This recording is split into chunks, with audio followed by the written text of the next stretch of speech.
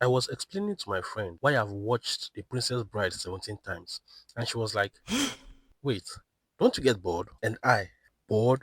Bored? That's when it hit me. There are some movies you can watch infinite times, and some you watch and you immediately delete it from your brain. I've spent 3 hours making a PowerPoint presentation about what makes movies timeless. For nobody, just me. And you know what? I think I've cracked the code. I'm basically a film scholar now. First things first, the movie must be about something that hits.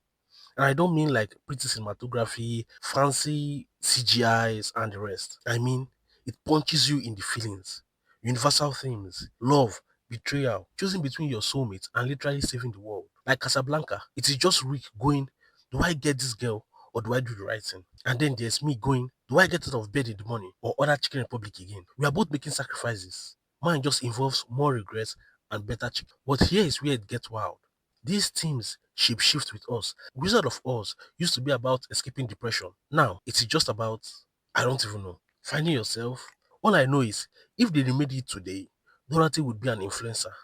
Okay, second thing, and this is big, the characters should be characters that people care about. Not like those Netflix characters where everyone is so perfect and attractive. You begin to question why you are watching rich people's problem and you don't even have cash for your next meal. Timeless characters are messy.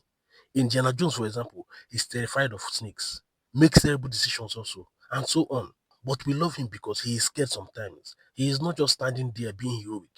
He is actively choosing not to run away screaming. And don't even get me started on Vito from The Godfather.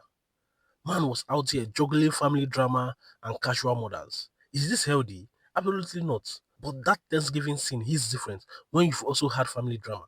You know what's boring? Perfect characters. And you know who is perfect? I won't say Superman, but I just mentioned the perfect character. And Superman is, let's be real, kind of mid unless there's kryptonite. Without flaws, he's just a guy in his spandex who can fly. Congrats, bro. So can birds. What's your damage? What makes you cry? What is your flaw? Those are things people want to see in movies. And the third thing is, movies have to innovate without looking like PlayStation 2 cutaway scenes 10 years later. Jurassic Park dinos still slap because they are real practical effects mixed with CGI. It has a soul. Meanwhile, we've all seen those movies where everything is so green screen and you're like, are you watching a movie or a Windows screensaver? Shout out to Howard the Dog for trying. You tried, Howard, but you failed spectacularly. The movie aged like milk in a hot car. Sometimes innovation is just a duck in a leather jacket. But here's the final thing, the secret sauce, and that is cultural impact. Movies have to become part of a language. When you can quote it at parties and people know what you're talking about, that is timeless. Star Wars isn't just movies, it's a whole religion.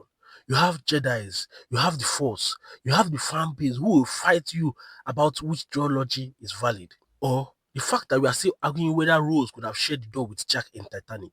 Like, it's been decades and we are still here with physics equations trying to prove that the door had room for two. It did in my book. Rose was selfish. I said what I said. So yeah, timeless movies, they need to have themes that punch you in the soul. They need to have characters that actually feel like human disasters like us. Innovations that doesn't seem crunchy after 5 years. And that thing where people quote them forever. What does Marcellus Wallace look like? What? What country you from? What? What ain't no country I ever heard of? They speak English and what? What? English, motherfucker! Do you speak it? Yes. Then you know what I'm saying. Yes. Describe what Marcellus Wallace looks like. Anyways, I'm going to watch Princess Bride for the 18th time. By the way, my review about Avatar Fire and Ash is coming up. Stay tuned. If you made it this far into my unhinged rant, like this video so the algorithm thinks I'm important. Subscribe if you want more of whatever this energy is.